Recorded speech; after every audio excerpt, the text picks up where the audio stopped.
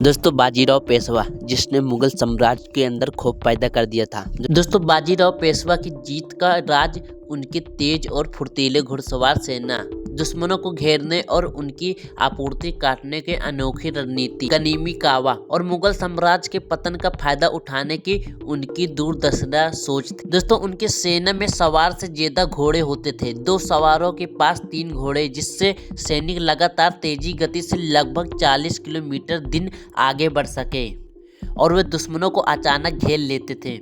दोस्तों वे दुश्मनों को सीधे लड़ने के बजाय उनकी खाद और पानी की आपूर्ति रोक देते थे, जिससे दुश्मन कमजोर हो जाता था, और जैसे पालखेन और भोपाल का युद्ध। दोस्तों यह सर्जिकल स्ट्राइक जैसी रणनीति थी जिसमें वे अचानक हमला करें और गायब हो जाते थे, जिससे दुश्मन को संभलने का मौका नहीं मिलता था। दोस्तों बाजीराव ने समझा कि मुगल साम्राज्य कमजोर हो रहा है। दोस्तों उनका लक्ष्य सीधे दिल्ली पर वार करना था, न कि केवल उनकी शाखाओं से लड़ना था। उनकी सेना में योग्यता के आधार पर पद मिलते थे। राणोजी शिंदे और मल्हार राव होलकर जैसे गैर ब्राह्मण भी बड़े पद मिले। दोस्तों वे खुद सभी सैनिकों के साथ भोजन करते थे। उनका खेमा अलग नहीं होता था, जिससे सैनिकों को अपनेपन और वफादारी की भावना थी।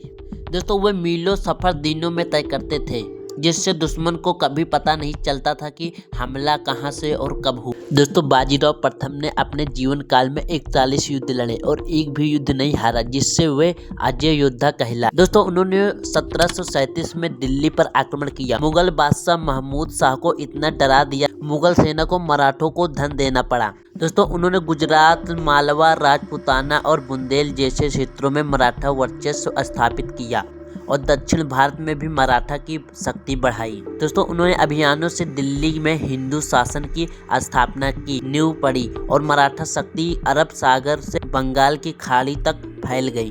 दोस्तों बाजीराव के हमलों ने मुगल साम्राज्य को कमजोर कर दिया, हालांकि उन्होंने इसे पूरी तरह से खत्म नहीं कर। बाजीराव ने मुगलों को कमजोर कर दिया और मराठा शक्ति को परचम पर पहुंचाया, जिससे मुगल साम्राज्य का पतन तेजी से हो गया।